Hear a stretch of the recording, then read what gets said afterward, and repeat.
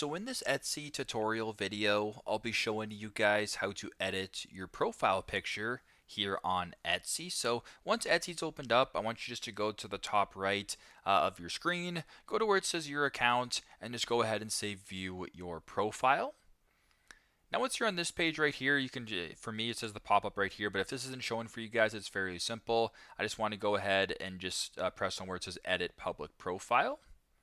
Now once you're here, it'll say profile picture just like this.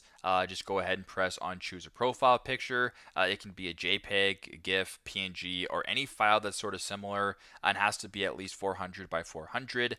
You can go ahead and press on choose file, add it. You can see your file or your profile picture update right here. And if all looks good, you can just go to the bottom just like this, press on save changes, and then proceed with the update that way. So very simple, very straightforward.